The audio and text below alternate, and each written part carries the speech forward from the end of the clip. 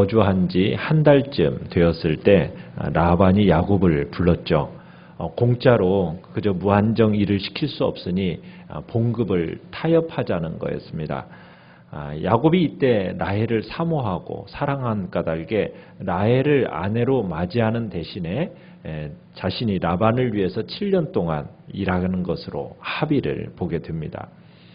이 모든 일들이 우연하게 일어난 일 같지만 그 속에는 하나님께서 이제 선하게 인도하시는 하나님의 뜻이 있었고 또 실제로는 이삭과 리브가가 이곳으로 보낸 목적이 있었어요. 그죠? 그것은 결혼을 위한 목적이었는데 그 목적을 이루고 그 집을 세워가는 그 목적이 이루어지는 그런 과정이었음을 우리가 보게 됩니다. 야곱이 라헬을 무척 사랑했기 때문에 7년이라는 세월이 마치 며칠같이 여겨졌다라고 어제 20절에 말씀하는 걸 봤어요. 참 사랑하는 사람과 함께하는 시간, 그것은 참 빨리 가죠. 사랑하는 사람을 옆에 두고 7년이 며칠같이 지나간 겁니다. 그리고 이제 꿈에도 그리던 이 여인과 이제 결혼하는 날, 이 날이 되었어요. 7년이 끝나는 날이 된 겁니다. 그래서 오늘 21절에서는 기한이 찼으니 내 아내를 내게 달라고 하면서 이제 라반에게 간청을 합니다. 그래서 라반은 약속대로 이제 하는 것 같이 이제 합니다. 동네 사람들을 초청을 하죠. 라반이 초청해서 잔치를 베풉니다. 그 당시에 결혼식과 장례식은 온 공동체가 함께 성대하게 치르는 행사였습니다. 야곱도 너무 기쁜 나머지 코가 삐뚤어지도록 아마 마셨던 것 같아요. 그리고 이제 늦은 밤에 드디어 장인이 꾸며준 신방에 들어갑니다. 이제 사랑하는 여인을 껴안고 첫날 밤을 보냈어요. 그런데 여기서 이제 일이 시작된 겁니다. 자기도 모르는 사이에 신부가 바뀐 거예요. 엉뚱한 여자가 신부랍시고 옆에 누워 있는 겁니다. 그러니까 교활한 이 외삼촌 라반이 순진하게 이 그를 믿었던 이 조카 야곱을 속인 거죠. 어떻게 보면 속임수의 대가였던 야곱까지도 외삼촌에게 어이없게 속고 만 겁니다. 야곱은 이날을 기다렸잖아요. 라헬을 위해서 7년을 기다렸는데 이 결혼식 날 밤 신부가 바뀌어버린 거예요. 외삼촌이 약속과 달리 라헬 대신에 레아를 들여보낸 겁니다. 다음날 아침 25절에 보면 일어나 보니까 어때요? 라헬이 아니라 지금 그 옆에 레아가 누워있는 겁니다. 그러니까 라반은 이 야곱이 취한 거, 이 취기, 그 다음에 그 당시는 뭐 불이 환하지 않았으니까 신혼방의 그 어두움, 거기에다가 레아, 그 당시는 이렇게 신부들이 베일을 쓰고 있었잖아요. 그러니까 베일 딱 이 가래줌을 총 동원해가지고 야곱을 속인 겁니다. 자, 근데 이것이 뭘 생각나게 합니까?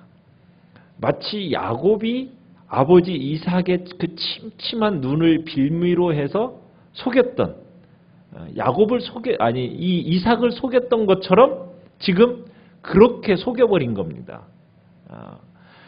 그 순간 아마 야곱이 생각해, 아차, 내가 외삼촌에게 속았구나, 당했구나. 이제 이렇게 생각이 있었겠죠. 야곱은 몹시 분해가지고 이제 따지러 갑니다. 왜 자신을 속였느냐고 따지는 거죠. 야곱이 외삼촌 라반을 찾아가서 어떻게 이러실 수가 있느냐. 근데 별 소용이 없어요.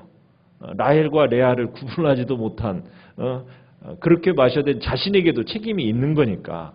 어쨌든 한 여인을 범했으니 이 여자를 이제 책임져야 되는 거 아닙니까?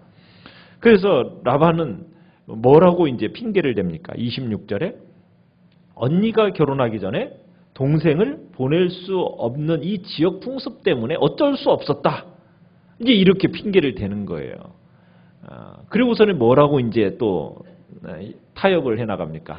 7일을 채워라. 7일을 채우면 내가 라헬도 아내로 주겠다. 그러면서 이제 야곱에게 레아의 몸값으로 다시 몇 년을 일해라. 7년을 또 일할 것을 요구하는 겁니다. 어떻게 보면은 야곱은 약자예요.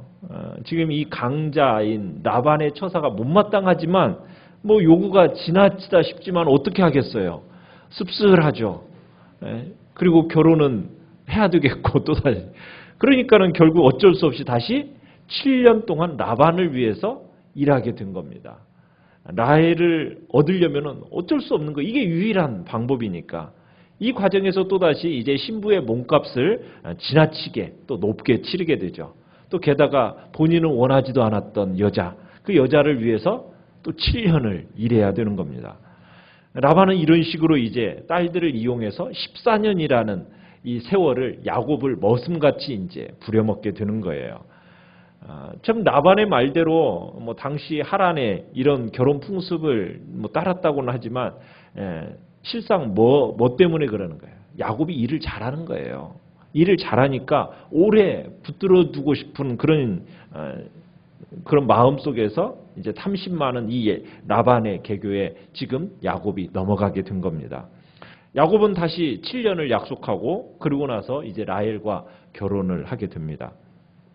야곱이 참 라반에게 속아서 이제 레아와 결혼식 치르고 나서 이제 7일 후에 이제 라헬과 결혼식을 치렀는데 이미 지나간 7년은 누구의 몸값이 돼 버렸어요.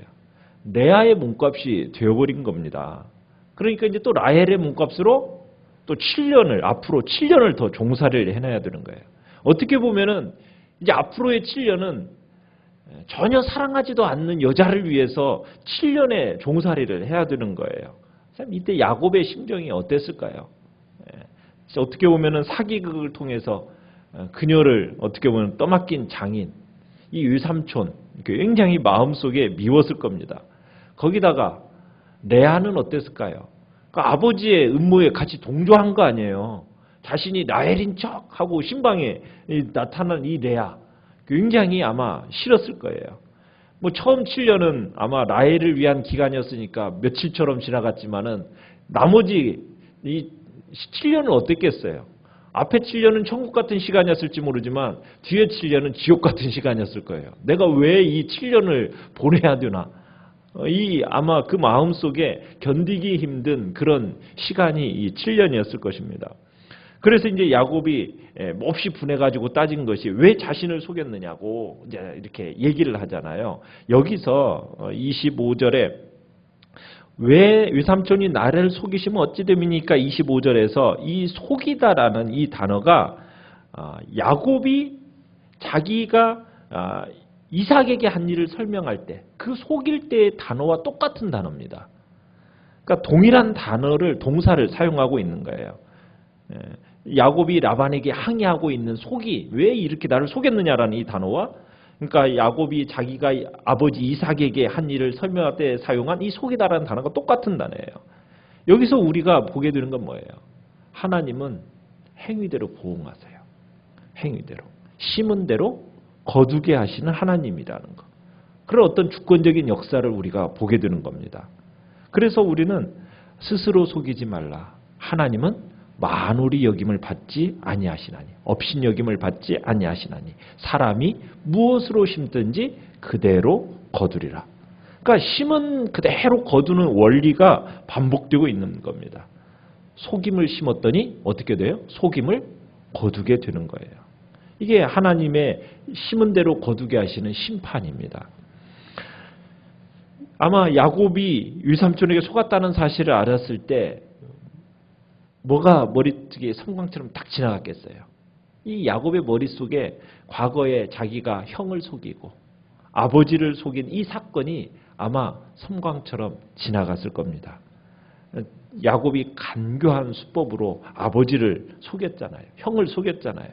그리고 자신이 언약의 계승자가 된 거 축복을 얻어내는데 성공했잖아요.